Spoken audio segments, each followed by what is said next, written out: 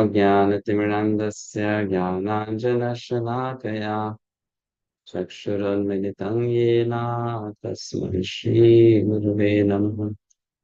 Shri Chaitanya Manobhishtam Sthapitam Yena Bhutale Sarvabhutale Padamyam Tadati Swapadantikam Vandeham Shri Guru Shri Yuta Padakamalam Shri Gurun Vaishnavamscha Shri Rupam Sagrajatam Sahagana Raghunathantam Tam Sajivam Sadavaitam Savadutam Parijana Sahitam Krishna Chaitanya Devam Shri Radha Krishna Bala Sahagana Lalita Shri Vishakhantamishra Namo Vishnu Padaya Krishna Prishtaya Bhutale Srimate Bhakti Vedanta Saminiti Namini Namaste Saraswate Deve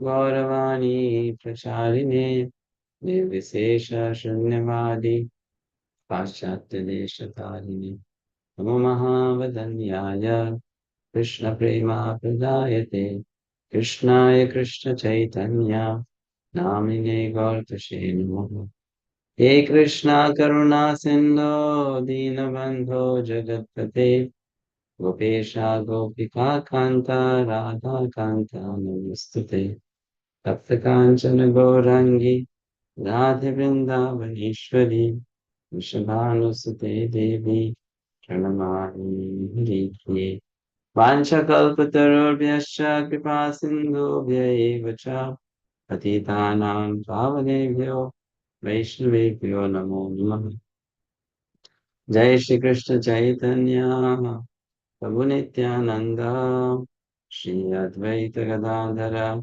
Shivasadi Gaura Bhakta Vrinda Hare Krishna Krishna Krishna Hare Hare Hare Rama Rama Rama Hare Hare. A reading from Prabhupada book, chapter in every town and village, page 264.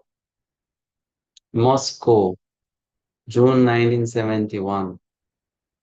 Prabhupada, his secretary, and his servant cleared Soviet customs immigration quickly and smoothly, and a government tourist guide escorted them by limousine to the Hotel National. The hotel near Red Square, Lenin's tomb, in the Kremlin was expensive but plain. Prabhupada found his room dingy and cramped, with barely space for a bed and two chairs. The room for Shamsundar and Aravinda was far away, and Prabhupada decided that Aravinda should share the room with him instead, crowding Prabhupada's room all the more. Aravinda told the hotel manager that they would not eat the hotel fare, um, but would have to cook their own meals. The manager refused at first, but finally allowed them use of the maid's kitchen. That problem solved, the next was getting food. Prabhupada sent Shamsundar out. Across the street, Shamsundar found a milk and yogurt store, but he returned to Prabhupada's room without any fruit, vegetables, or rice. Prabhupada sent him out again, and this time Shamsundar was gone practically all day, returning with only a couple of cabbages. Prabhupada sent him out the next day for rice. When Shamsundar returned with rice after several hours, Prabhupada saw that it was a poor North Korean variety, very hard. Prabhupada asked for fruit, but Shamsundar had to hike for miles through the city to find anything fresh, a few red cherries. Wherever Shamsundar went, he would have to stand in long queues to purchase anything. Usually, however, someone in the queue would notice that he was a tourist and bring him to the front of the line. Everything Shamsundar purchased was with coupons. Prabhupada remained peaceful and regulated, keeping to his daily schedule. He would rise early and translate, and in the cool of early morning, he would go out for a walk through the all but deserted streets.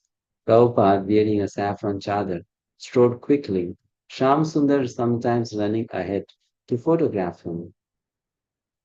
As they would pass Lenin's tomb, a queue would already be forming. Just see, Prabhupada commented one morning. That is their God.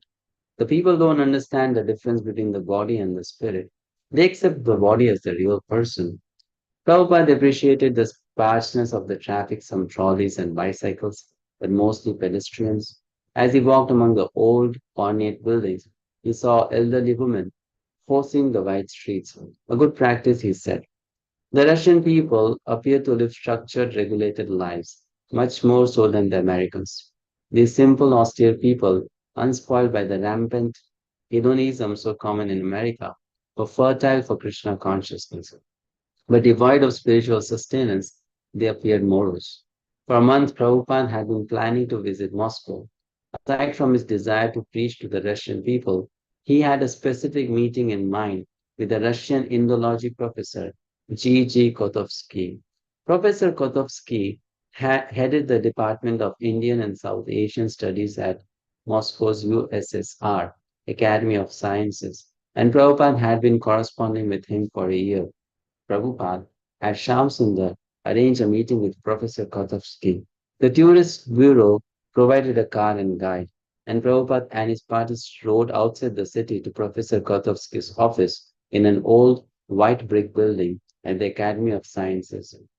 When Prabhupada arrived, the middle-aged Russian professor, dressed in a grey suit, got up from his cluttered desk and welcomed Prabhupada into his small office. Professor Kotovsky appeared a bit hesitant, however more cautious than in his letters. When Shamsundar mentioned Prabhupada's eagerness to lecture before interested scholars at the academy, Professor Kotovsky flatly refused. It would never be allowed. Prabhupada was disappointed. The next moment, however, Prabhupada seemed unaffected and began speaking in his humble, genteel manner, sitting in a straight-backed office chair beside Professor Kotovsky, who sat at his desk. Shamsundar turned on the tape recorder, which the professor eyed cautiously, but didn't object to. Prabhupada. The other day I was reading in the paper, Moscow News. There was a communist congress and the president declared that we are ready to get others' experiences to improve. So I think the Vedic concept of socialism or communism will much improve the idea of communism. Professor Kotovsky listened intently and politely as his foreign visitor explained how the Grihastha in Vedic culture provides for everyone living in his house, even for the lizards, and how before taking his meal, he calls in the road to invite any hungry person to come and eat. In this way, Prabhupada explained, there are so many good concepts about the socialist idea of communism. So I thought that these ideas might have been distributed to some of the thoughtful men. Therefore, I was anxious to speak. Professor Kotovsky responded with several questions, which Prabhupada welcomed, although they were grounded in Soviet socialist vested interests. He considered the professor not so much an academician as a pawn of the Soviet university system. Much as one political power tries to understand its adversary, the professor was inquiring into Indian culture so that his government might penetrate it with their own ideology. Behind Professor Kotovsky's apparent interest in Vedic culture, Prabhupada could see the view of the Communist Party, a view diametrically opposed to Vedic philosophy. Nevertheless, Prabhupada tactfully continued to present Krishna consciousness in accord with Parampara, and he tried to convince Professor Kotovsky through scripture and logic. Modern society's missing point, Prabhupada said, was an understanding of the purpose of human life. They do not know what is the next life, he said. There is no department of knowledge or scientific department to study what is there after finishing this body. Professor Kotovsky objected, politely, completely. Swamiji, he said, when the body dies, the owner also dies. Prabhupada marked his reply. The learned professor, head of the Department of Indian Studies in the Soviet Academy, was caught in a classic moment of ignorance. His concept of who he was no more advanced than an animal's. After only 3 days, Prabhupada's mission in Moscow seemed finished. The meeting with Professor Kotovsky over. What was left? The government would allow nothing else. It had not allowed him to bring in books and now he had been refused the opportunity to speak publicly. Foreigners were not to talk with the Russians. He could go nowhere unless on an accompanied tour. So, with no preaching and no prospects, he stayed in his cramped room, taking his massage, bathing, accepting whatever food Shamsundar could gather and cook, dictate a few letters, chanting Hare Krishna, and translating Srimad Bhagavatam. Prabhupada took a guided tour of Moscow, riding with other tourists on a crowded bus. He saw elderly Russians going to church, armed guards stationed at the door, and he surmised the guards were to prevent the younger generation from entering to worship. He soon tired of the tour, however, and the tour guide got him a taxi and instructed the driver to return him to the Hotel National. Shamsundar continued to spend most of his day looking for fresh food. Hearing that oranges were available at a market across town, he set out across the city. With his shaved head and his white dhoti and kurta, he drew stares from everyone he passed. And as he was returning, after dark, uniformed men wearing red armbands accosted him, taking him to be a local deviant. Grabbing him, they pinned his arms behind his back and shouted at him in Russian.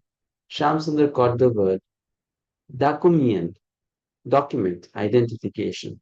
He replied, Document hotel.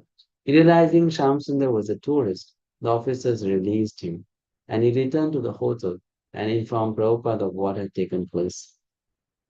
There is no hope in Russia without Krishna consciousness, Prabhupada said. Once Shamsundar was standing in line at the yogurt store when a man behind him asked him about yoga. I really want to talk with you, the man said, and he gave Shamsundar his name and address, and a time they could safely meet. When Shamsundar told Prabhupada, Prabhupada said, No, he is a policeman. Don't go. Standing at his window, Prabhupada glimpsed a parade in nearby Red Square. Tanks, artillery, missiles, and troops parading through the streets. By always preparing for war, he said the Russian leaders kept the people motivated and thus avoided a revolt. He compared war like Russia to the Asuras in the ancient Vedic histories like Srimad Bhagavatam. Yes, Pushpati.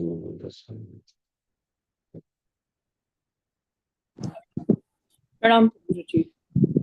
One day, two young men, one the son of an Indian diplomat stationed in Moscow, the other a young Muscovan, were toileting near Red Square when they saw an amazing sight out of the usual regiment routine of city traffic. A tall young man with a shaved head, a long reddish ponytail, and flowing with robes approached. It was Shyam Sundar. Familiar with Shyam Sundar's dress, the son of Indian diplomat stopped him. Shyama Sundar smiled and said, Hare Krishna, brother. And he began talking with the Indian whose name was Narayana. The Russian Ivan knew a little English and followed the conversation as closely as he could. The talk grew serious. Why don't you come up and meet my spiritual master? Shamasundar asked, honored the boys immediately accompanied Shamasundar to the Hotel National. When they arrived, they found Prabhupada seated on his bed, aglow and smiling. Aravinda massaging his feet. Shamasundar entered, offering obeisance before Prabhupada. Ivan was completely fascinated. Come on, Prabhupada said, and the three of them sat on Prabhupada's feet. Turning first to Narayana, Prabhupada asked his name and his father's occupation. Narayana liked Prabhupada and offered to bring him green vegetables. His father, being highly placed at the Indian embassy, had produced flown in from India. Ivan was interested even more than his Indian friend, and Prabhupada began explaining to him the philosophy of Krishna consciousness, while Narayana helped by translating. Ivan inquired with respect and awe, and Prabhupada answered his questions, teaching as much basic information about Krishna consciousness as was possible in one sitting. Prabhupada explained the difference between the spirit soul and body and described the soul's internal relationship with Krishna, the Supreme Personality of Godhead. He spoke of Bhagavad Gita, of his network of temples around the world, and of his young men and women, disciples, all practicing Bhakti Yoga. Prabhupada mentioned his desire to preach in Russia, which was a great field for Krishna consciousness because the people were open-minded and had not been polluted by sense gratification. He wanted to introduce Krishna consciousness literature in Russia. Though a library or a reading room are in whatever way possible, Krishna consciousness philosophy, he said, should be taught to Russia's most intelligent people. But because of government restrictions, it would have to be done dis- discreetly. Devotees would not be able to sing and dance in the street, but they could chant quietly together in someone's home. Prabhupada then began singing very quietly, leading the boys in Kirtana. Yuan talking to Krishna was like a hungry man's eating a meal. After several hours, however, he and his friend had to go. They would return the next day. Shamasundara began spending time with Ivan and Narayan. Ivan, a student of Oriental philosophies, was very intelligent and eager to know what was going on in the outside world. He was fond of the Beatles, and Prabhupada told him of his associates with George Harrison and John Lennon. Ivan and Shama Sundara had long talked about the ambitions and hopes of young people outside Russia, and Shama Sundara explained to him how Krishna consciousness was the basic principle of all spiritual paths. Shama Sundara also taught him basic principles of Bhakti Yoga, such as chanting the prescribed 16 rounds of japa daily, and gave him his own copy of Bhagavad Gita as it is. Prabhupada showed Ivan how to prepare chapatis and rice and asked him to give up eating meal. Joyfully, Ivan accepted the chanting and the new way of eating everything. Ivan was being trained so that after Prabhupada left, Ivan could continue on his own. Ivan would be able to feel himself changing and advancing in the spiritual life, and after practicing for some time, he could be initiated. Ivan said that he would tell his friends about Krishna consciousness. With only 2 days left in Moscow, Prabhupada taught Ivan as much as he could. In his young Russian's eagerness and intelligence, Prabhupada found the real purpose of his visit to Russia. Thank you, Prabhupada, Mataji. yes, Hare Hare Krishna. Krishna Prabhupada. Vijay Krishna Mataji. Hare Krishna Prabhu, the next Prabhupada gave the analogy that when cooking rice, the cook need test only one grain to determine whether the whole pot of rice is done. Similarly, by talking with this one Russian youth, Prabhupada could tell that the Russian people were not satisfied in their so-called ideal land of Marxism. Just as Ivan was keenly receptive to Krishna consciousness, millions of other Russians would be also. Chanakya Pandit, the Vedic philosopher, says that one blooming flower can,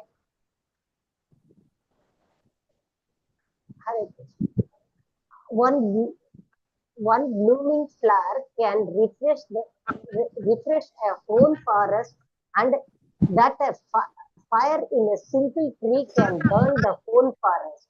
From the Marxist point of view, Ivan was the fire that would spread Krishna consciousness to others, thus defeating the communist ideology. And from Prabhupada's point of view, he was the aromatic flower that would lend its fragrance to many others. Prabhupada's visit to Russia was no obscure interlude, but had become an occasion for planting the seed of Krishna consciousness in a destitute land. Srila Prabhupada had brought the movement of Lord Chaitanya to yet another country. Chaitanya Mahaprabhu himself had predicted that the Sankirtana movement would go to every town and village. Yet for hundreds of years that prediction had remained unfulfilled.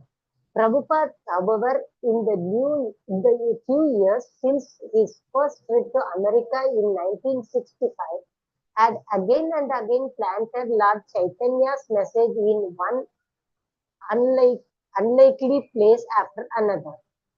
And of all these places, this was perhaps the most unlikely.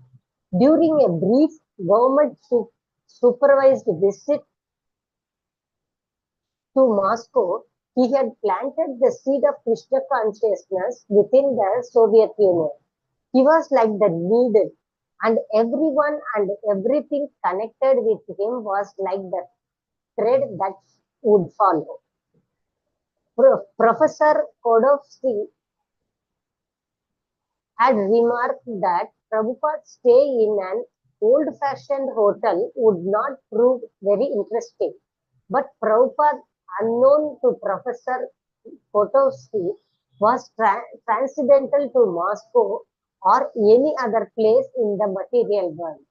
He had come to this place and Krishna had sent a sincere soul to him to receive the gift of Krishna consciousness. This had happened not by devious espionage against the Soviet government, but by the presence of Krishna's pure devotee and his natural desire to satisfy Krishna by preaching. In response to Prabhupada's pure desire, Krishna had sent one boy, and from that one boy, the desire would spread to others. Nothing, not even an iron curtain, could stop Krishna consciousness. The soul's natural function was to serve Krishna, and Krishna's natural will was to satisfy the pure desires of his devotee.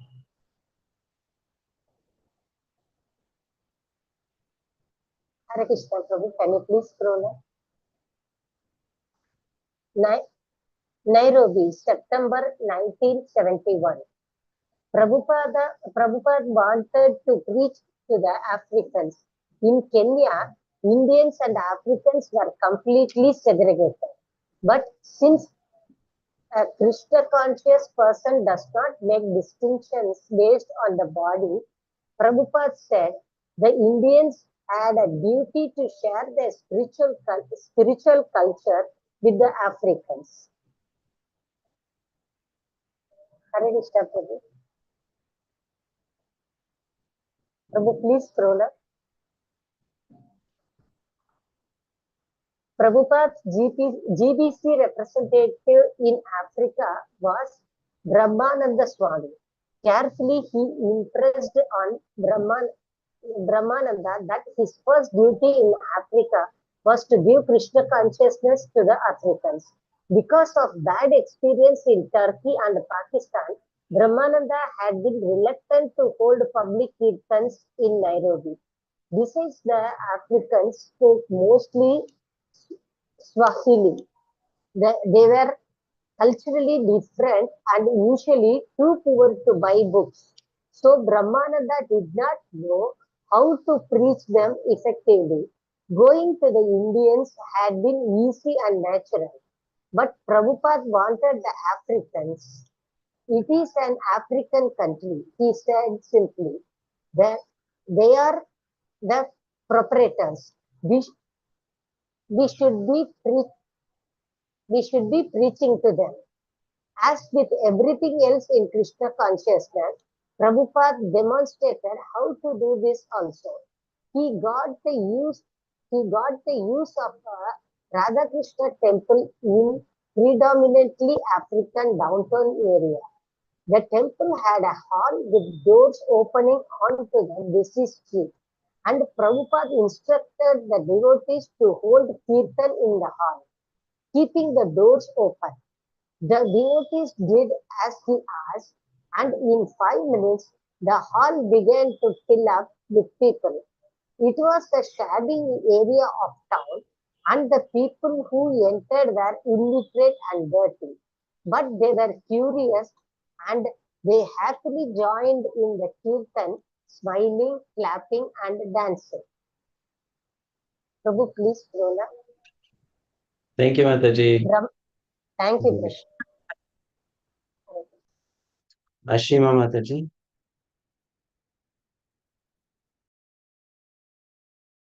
Hare Krishna Prabhuji. As with everything else in Krishna consciousness, Prabhupada demonstrated how to do this also. He got This the time, use of a go to the next one.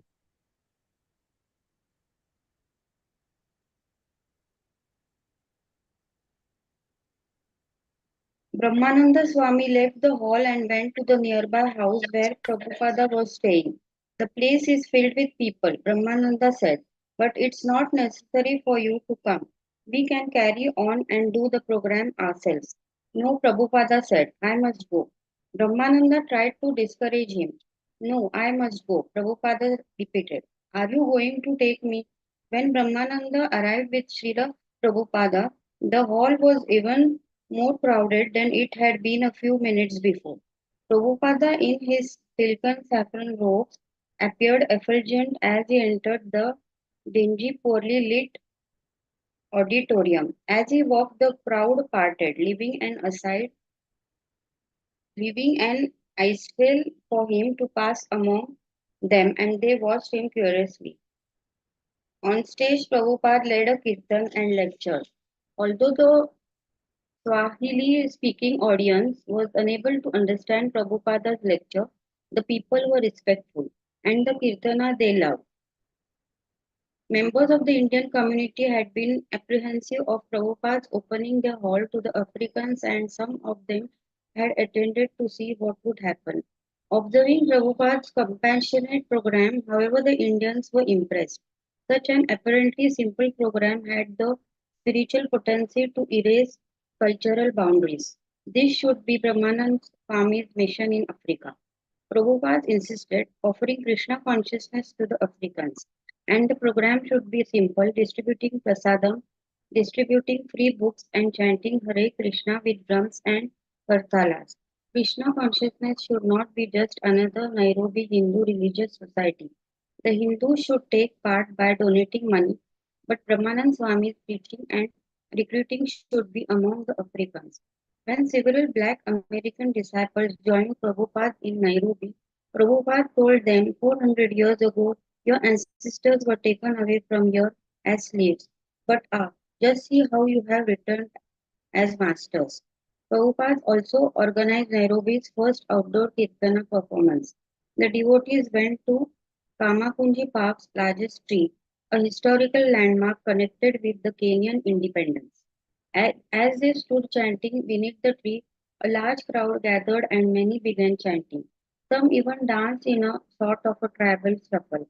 One young man stepped forward and offered to translate Brahmanand's speech into Swahili. The devotees distributed sweet bundi and the people in the crowd really enjoyed themselves. The whole affair was a great success. Rushing back to Prabhupada, Brahmananda reported on the wonderful Kirtana in the park. Brahmananda felt the same emotion as in 1966 when he had reported to Prabhupada the success of the first Kirtan at Washington Square Park in New York City. Now as then results had been successful. Prabhupada, by his personal example and by his pushing Brahmanand Swamis, had within a few days changed the emphasis of preaching in Africa from Indians to Africans. The night of Srila Prabhupada lectures at the University of Nairobi, 2,000 African students filled the auditorium with hundreds more standing outside to look in through the doors and windows.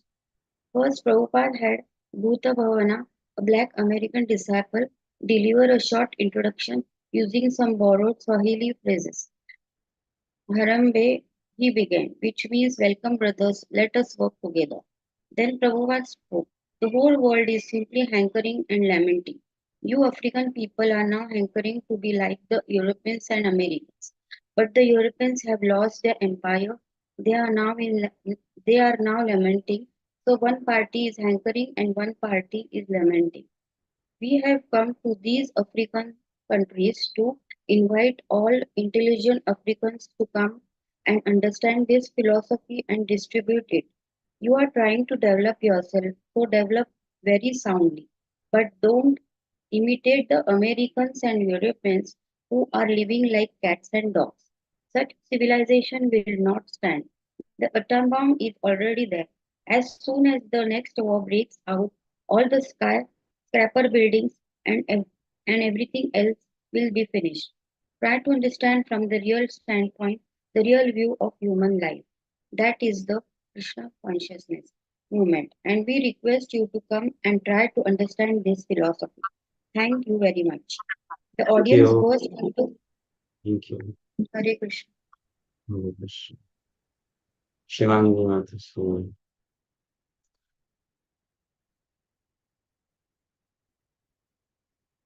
Hare Krishna.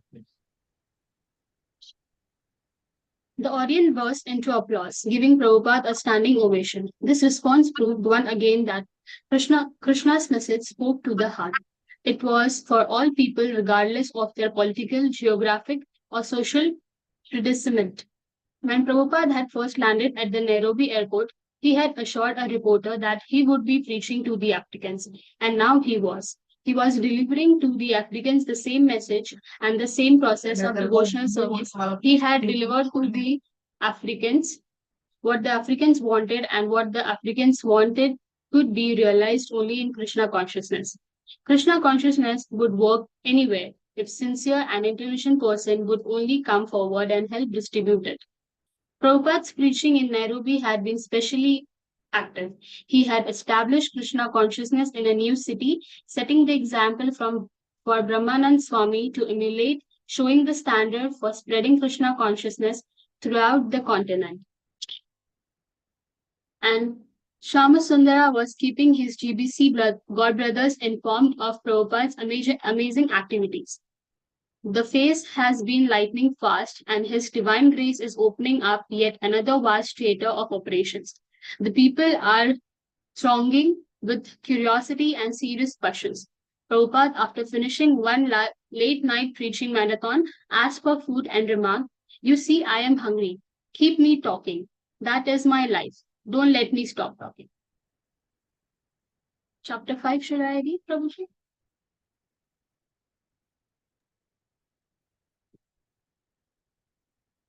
Chapter 5, Let There Be a Temple, Part 1. Calcutta, March 1971.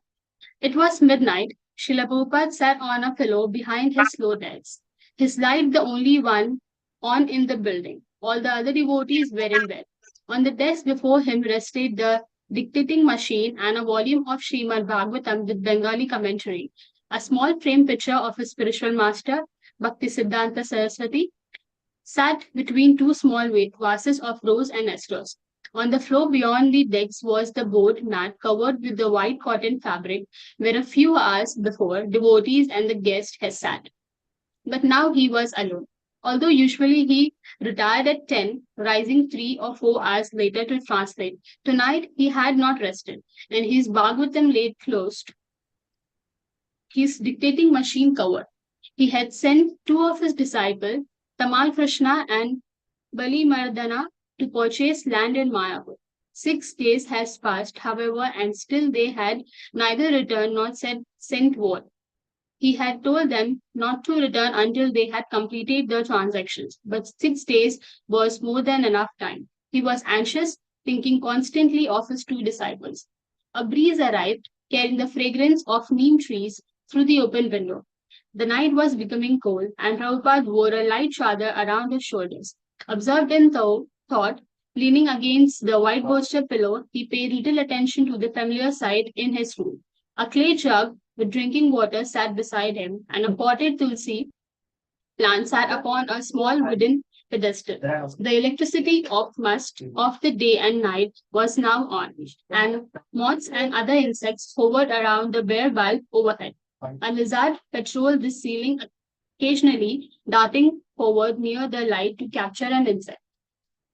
Why were Tamal Krishna and Bali Mardana taking so long? It had been more than just a wait of 6 days. He had been trying to obtain land in Mayapur for years. This time the prospect has been excellent. He had clearly instructed Tamal Krishna and Bali Mardana, and now they have returned. The delay could mean a complication or even a danger. The land they were trying for was a 9 bigha plot on Bhakti Siddhanta Road, less than a mile from the birthsite of Lord Chaitanya Mahaprabhu. The Sikh brothers, Muslim farmers who owned the plot, had been asking a high price. Only recently, a Calcutta lawyer familiar with Navdeepa been able to seriously negotiate a fair price. The Sikh brothers has settled for 14,500 rupees, and Prabhupada has authorized withdrawal of the funds from his bank in Krishnanagar. Thus, Tamal Krishna and Bali Mardana had left Mayapur, while Prabhupada had remained in Calcutta, carrying on with his affairs, but thinking often of the activities of his disciple in Mayapur. Their mission was very important to him, and he kept them in his mind, personally blessing them with his concern. Thank As you. Prabhupada said, thank you, you. Prabhuji, Jai Shri Ram. Aryan Prabhu. Hare Krishna Prabhuji, Nanda Pranam. As Prabhupada said, wrapped in though, the only sounds were the usual sounds of the night. Mice within the walls, a brahmachari snoring on the veranda, and in the distance, the night watchman making his rounds, his stick striking the street. There were no cars, and only an occasional wooden rickshaw clattered along the potholed street. Prabhupada wondered if perhaps his boys had been robbed.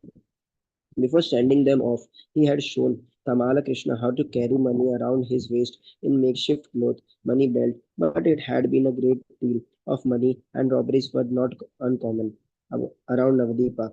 Or perhaps there had been some other delay. Sometimes in land negotiations involving large sums of money, the court would require that a clerk record the denomination and serial number of every note exchanged. Or perhaps the train had broken down. Suddenly Prabhupada heard footsteps on the stairs. Someone opened the outer door and now walked along the veranda just outside. A soft knock. Yes, who is it? Tamala Krishna entered and prostrated himself before Srila Prabhupada. So what is your news? Tamala Krishna looked up triumphantly. The land is yours. Prabhupada leaned back with a sigh. All right, he said. Now you can take rest. London, August 1971. Prabhupada had asked the Indian High Commissioner for the United Kingdom to petition Prime Minister Indira Gandhi to attend iskcon's upcoming cornerstone laying ceremony in Mayapur. Already Prabhupada had instructed all his GBC secretaries to attend the ceremony, and he had asked the devotees to invite many prominent citizens of Calcutta. Writing to his disciples in India, he said that if they could not get Indira Gandhi to come, they should at least get the governor of Bengal, Sri S.S. Dhawan. Meanwhile, Prabhupada was meeting in London with several of his disciples experienced in architecture and design. He wanted them to draft plans for his Mayapur project. Narayana had built Ratha Yatra carts and designed temple interiors. Gora had studied architecture and Bhavananda had been a professional designer. But Prabhupada himself conceived the plans for the Mayapur buildings. He then told his three-man committee to provide sketches and an architect's model. He would immediately begin raising funds and securing support in India for the project. To the devotees who heard Prabhupada's plans, this seemed the most ambitious iskcon project ever. While taking his morning walks in Russell Square, Prabhupada would point to various buildings and ask how high they were. Finally, he announced one morning that the main temple in Mayapur should be more than 300 feet high. Mayapur's monsoon floods and sandy soil would create unique difficulties, he said, and the building would have to be built on a special foundation, a sort of floating raft. A civil engineer later confirmed this. The first building, Prabhupada said, should be a large guest house, 4 stories high, and his design, although not strictly conforming to any one school of architecture, resembled most that of Rajasthan. He wanted a pink and rust colored building with many arcs and a wide marble veranda on each floor except the ground floor. The building should run east-west so that the sun would pass lengthwise over it and not shine directly into the building's broad front. Southerly breezes would cool the guest house in summer. The building should be equipped with electric fans and lights, modern toilets and showers, and the rooms should be furnished, spacious, and well ventilated. This guest house should be built as soon as possible. Prabhupada said, then other buildings would follow. He wanted residential buildings for 500 devotees, a large prasadam hall seating several thousands, a kitchen complex, and a goshala, a shelter for the cows that would pasture in nearby fields. In time, iskcon would acquire adjoining land and develop parks with flower gardens, trees and shrubs, fountains, walkways, and arbors. The main building, the colossal Mayapur Chandrodaya Mandir, was to be no less than 300 feet high and costing perhaps tens of millions of dollars. Prabhupada's description astounded the architects as well as the devotees. It sounded grander than the United States capital of St. Peter's Cathedral. The temple's central dome would house a three-dimensional model of the universe. The design, however, would be based on the Vedic description and would depict not only the material universe but also the spiritual universe. Entering the main hall, a person would look up and see the planets situated just as Srimad Bhagavatam describes, beginning with the hellish planets, then the middle planets wherein the earth is situated, then the heavenly planets of the demigods, and then Brahmaloka, the highest planet in the material world. Above Brahmaloka, the observer would see the abode of Lord Shiva, and above that is spiritual sky or Brahmajyoti. Within the spiritual effulgence of the Brahmajyoti would be the self-illuminating Vaikuntha planets, inhabited by eternally liberated souls. And highest of all would be the supreme planet of Krishna Loka, where God M, his original eternal form, enjoys his pastimes with his most confidential devotees. The temple would also house a miniature palace in which the deities of Radha and Krishna would reside, surrounded by silks and pillars of silver, gold, and jewels. The Mayapur Chandrataya Mandir and the Mayapur city would be ISKCON's world headquarters. And why such a fabulous architectural wonder as this in such an obscure part of the world? The answer Prabhupada explained was that Mayapur was actually not obscure. It seemed so only from the mundane perspective. To mundane vision, that which was central seemed remote. The soul was her next life seemed remote, while the body and immediate sense gratification seemed central. By establishing the temple of human understanding in Mayapur, Srila Prabhupada would be directing the materialistic world's attention back to the true center. Any Thank sincere you. Thank you, Prabhuji. Hare Krishna. Namaskar.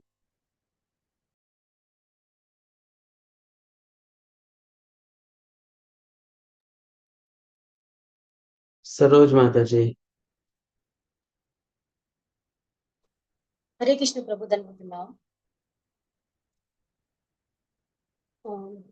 Any sincere visitor would be charmed by the beauty of this Mayapur project and would perceive that there indeed was the spiritual world.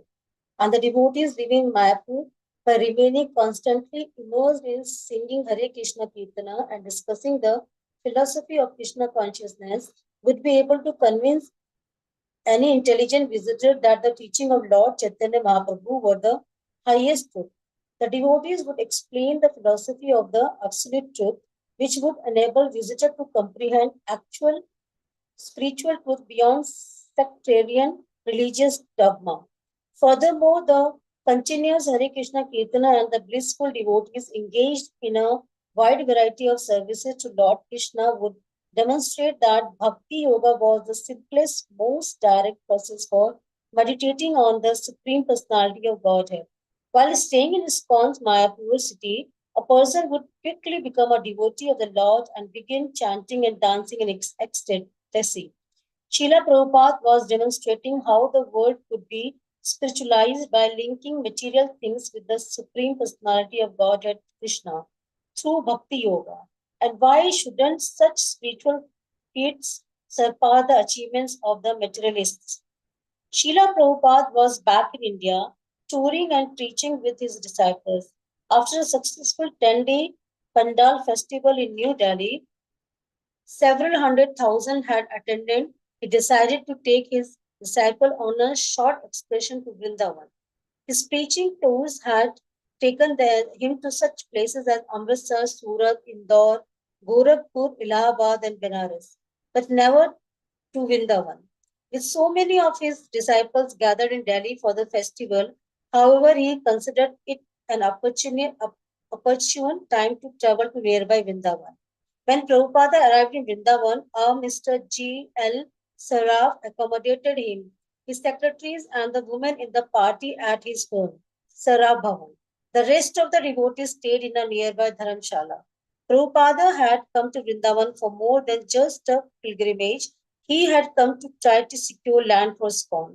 When in 1967 he had come to Vrindavan from America, he had come to recuperate, but even then he had looked for a place in Vrindavan for his disciples. He had tried to establish an American house, a center where his disciples could live in Vrindavan's ideal atmosphere and receive training in Krishna conscious culture and then go out and preach. But after 2 months of little prospects for establishing his American house, he had left. This time, however, he was coming to Vrindavan as that city's famous ambassador to the world, renowned for propagating the glories of Radha Krishna and Vrindavan in the West. The success of the Hare Krishna movement was being widely publicized in India, as Prabhupada and his band of foreign disciples traveled from city to city holding kirtanas, lecturing from Srimad Bhagavatam and telling of Krishna consciousness in the West.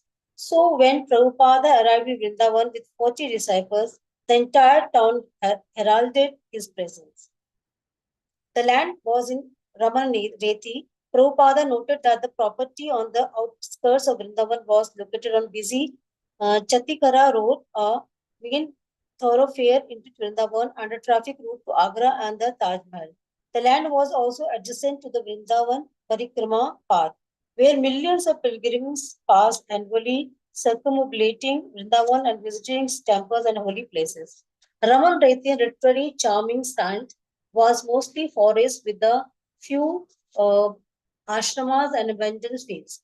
Celebrated as a favorite spot of Krishna's, where he and his brother Balram and their cowherd boyfriends has played 5,000 years ago. Ramana Reti abounded in transcendental love of God, which is the spatial atmosphere of Vrindavan. Although various city officials had casually mentioned that the city might donate land, Prabhupada took more seriously a Mr. S's offers.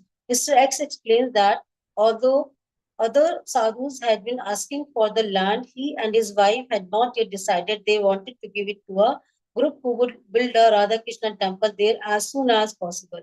When Prabhupada assured Mr. S he would do so, Mr. S vowed that the land was now Prabhupada. Prabhupada had heard such promises before, and they had often proved false. But considering this offer serious, he appointed disciples to remain in Vrindavan to draw up a deed with Mr. S. From 1965 until 1970, Srila Prabhupada had concentrated mainly on establishing Krishna consciousness in America. His plan had been that if the Americans turned to Krishna consciousness, the rest of the world would follow. Although his preaching to the English-speaking people had begun in India, some 60 years of single-handed endeavors there had convinced him that Indians were either too absorbed in politics, too ignorant of their spiritual heritage, or too crippled by poverty to seriously accept Krishna consciousness. Therefore, he had not been successful. But in the United States, success had come. Clearly, America was the prime field for planting Krishna consciousness. Yet Prabhupada found the West uncultured and uncivilized, if a trace of civilization remained anywhere. He would often say it was in India, the heart of the original Vedic culture.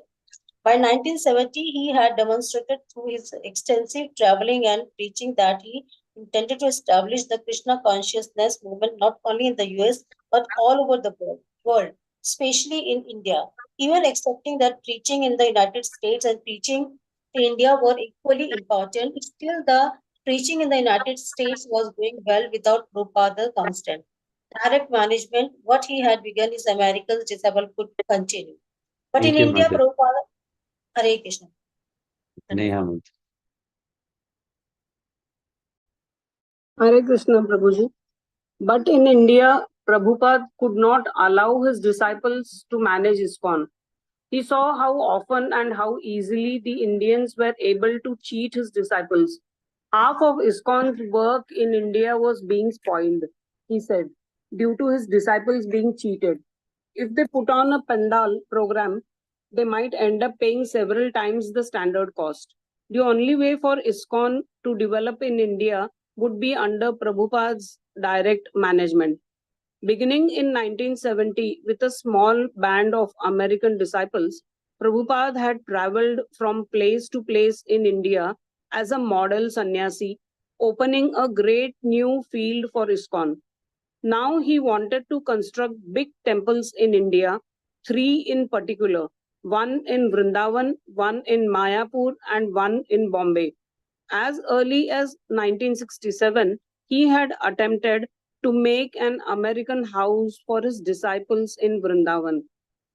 Mayapur, being the birthplace of Lord Chaitanya, was specially important. And Bombay was India's major city, the gateway to India. As with most of Prabhupada's big plans, even his close disciples couldn't fully comprehend the scope of his vision. But Prabhupada knew what he wanted, and he knew it all depended on Krishna. Gradually, he began to unfold his plans. Bombay, November 1971. For a year, the devotees had been living at the Akash Ganga address, 2 apartments on the 7th floor of a building in the heart of Bombay. But Prabhupada was not satisfied with this. He wanted land in Bombay to build on and to expand. He was determined. Instead of his usual morning walks, he would take long rides in his car to observe various parts of the city. Because many of the ISKCON life members lived in aristocratic Malabar Hill, Prabhupada's disciples thought it a good place for a temple. On several occasions, Prabhupada rode to the top of Malabar Hill and walked around various properties, considering certain large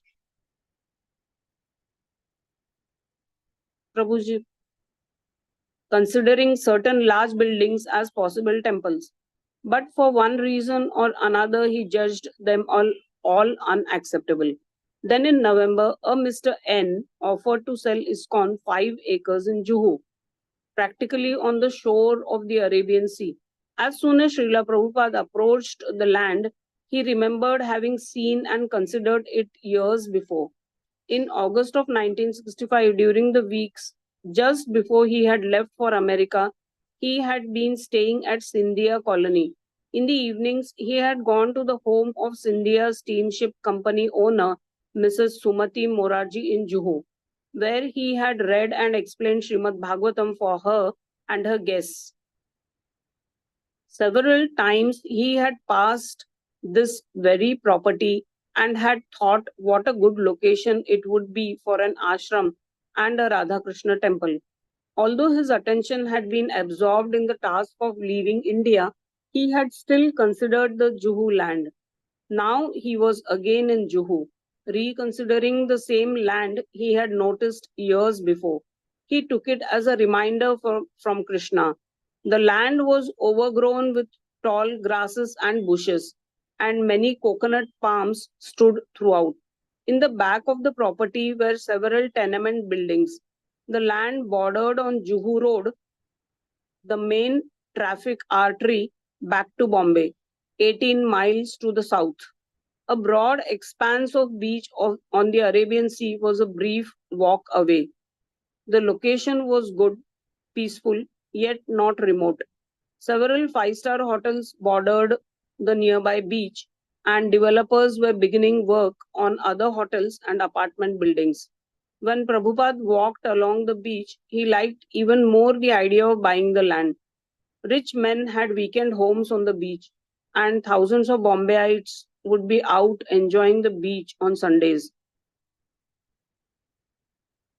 Daily, hundreds of Juhu residents used the long, broad seashore for morning walks before going to work. Almost always people were strolling or gathering here, and yet the beach was clean. The mild waves and open skies were inviting. The locale was ideal not only for hotels but for a Krishna conscious center. Prabhupada wanted the Juhu land, and although his disciples continued to show him houses in Malabar Hill, he didn't change his mind. His disciples wanted whatever he wanted, yet they had trouble developing enthusiasm for a property so far from the city and with no available housing or temple facility. Yo, we'll stop here. Hare Krishna. Hare We'll Krishna. continue the next class from the next page, 284. Srila Prabhupada ki jai.